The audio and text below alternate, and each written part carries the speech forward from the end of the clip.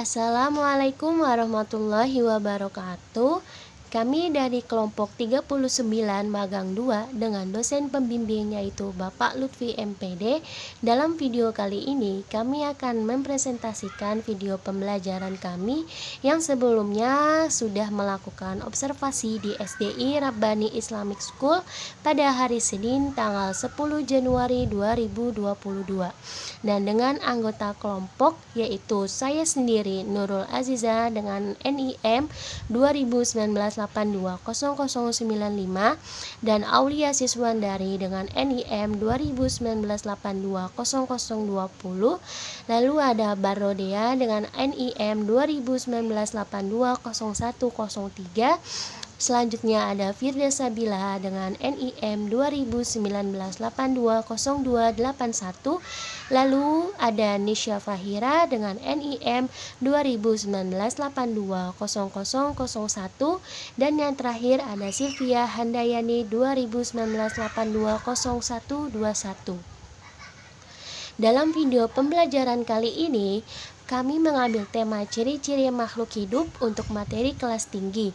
Berikut adalah penjelasan videonya yang akan disampaikan oleh rekan-rekan saya. Sebelum menjelaskan mengenai materi, kami akan menjelaskan dulu tujuan dari pembelajaran ini. Tujuan yang pertama, setelah mengamati gambar, siswa dapat menyebutkan minimal 4 ciri-ciri makhluk hidup dengan tepat. Yang kedua, setelah kegiatan membandingkan gambar, siswa dapat menyimpulkan ciri-ciri makhluk hidup dengan tepat. Selanjutnya, kami juga akan menjelaskan mengenai kompetensi dasar dan juga indikator. Materi ini kami susun berdasarkan kompetensi dasar poin 3.4 yaitu mencermati kosakata dalam teks tentang konsep ciri-ciri, kebutuhan, pertumbuhan, dan perkembangan makhluk hidup yang ada di lingkungan setempat yang disajikan dalam bentuk lisan, tulis, visual, dan atau eksplorasi lingkungan. Indikatornya yaitu menyebutkan minimal 4 ciri-ciri makhluk hidup. Lalu kompetensi dasar yang kedua adalah poin 4.4, yaitu menyajikan laporan tentang konsep ciri-ciri, kebutuhan, pertumbuhan, dan perkembangan makhluk hidup yang ada di lingkungan setempat secara tertulis menggunakan kosakata baku dalam kalimat efektif. Indikatornya yaitu menyimpulkan ciri-ciri makhluk hidup. Apersepsi.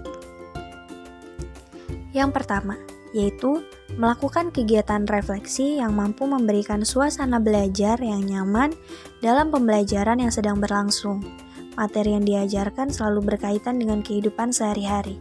Materi lama akan diulas kembali dengan materi yang baru sehingga masih adanya keterkaitan. Pembelajaran juga tidak hanya melalui tatap muka virtual saja, tetapi diimbangi juga dengan media pembelajaran seperti menonton video dan sebagainya supaya tidak monoton. Di akhir pembelajaran, guru memberikan pertanyaan-pertanyaan untuk mengevaluasi materi yang telah diajarkan. Lalu kita masuk ke materinya.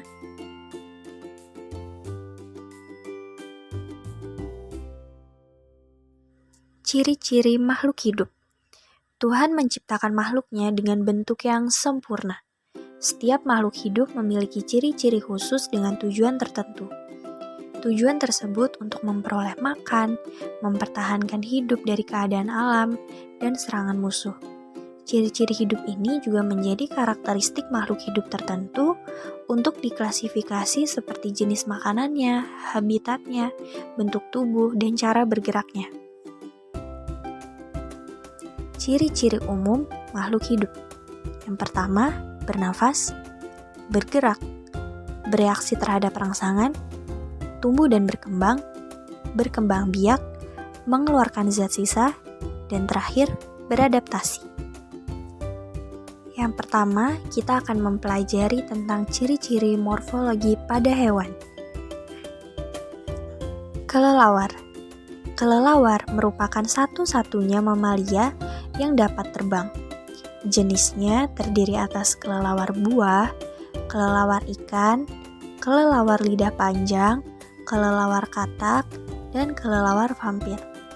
Kelelawar hidup di gua yang lembab dan gelap, mencari makan pada waktu malam hari, memiliki daya pendengaran yang tajam, dan juga memiliki kemampuan ekolokasi yaitu menggunakan gelombang bunyi. Cicak dapat merayap di dinding pada telapak kakinya. Terdapat struktur lapisan yang bersifat lengket dan tampak seperti guratan-guratan yang berfungsi sebagai alat pelekat. Untuk mempertahankan diri dari musuh, cicak memutuskan ekornya atau disebut juga autotomi dengan tujuan untuk mengelabui musuhnya. Ekor cicak tersebut dapat tumbuh kembali.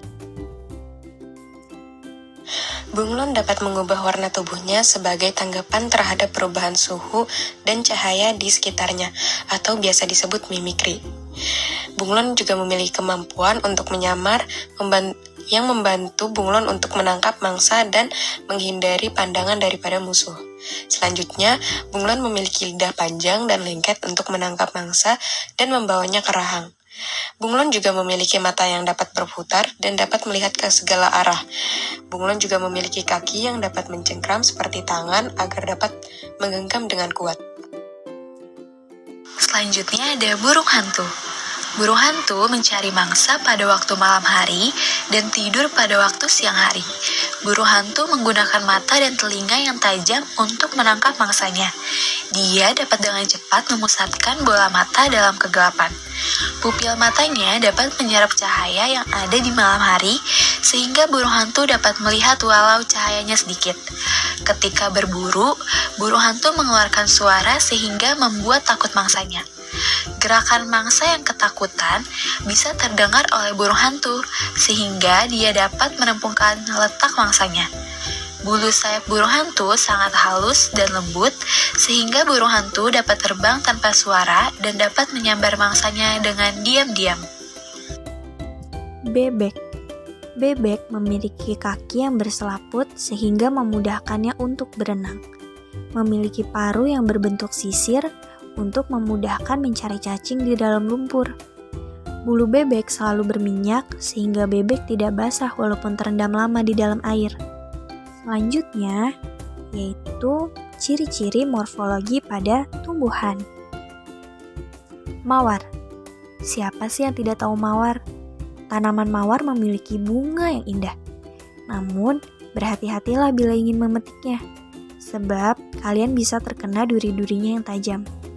Duri pada batang adalah ciri khusus yang dimiliki tanaman mawar. Duri tersebut berfungsi melindungi diri dari musuh. Musuh yang mendekat akan terkena duri tajam mawar. Kaktus. Kaktus berasal dari daerah tandus yang bercurah hujan rendah.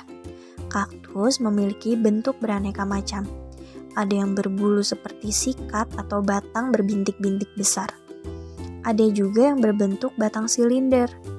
Tumbuhan kaktus dapat hidup dalam berbagai kondisi. Pada kondisi tandus, daun kaktus akan mengecil atau sama sekali tidak berdaun. Selain itu, batang kaktus juga menebal dan berlapis lilin. Batang tersebut berfungsi sebagai tempat penyimpanan air.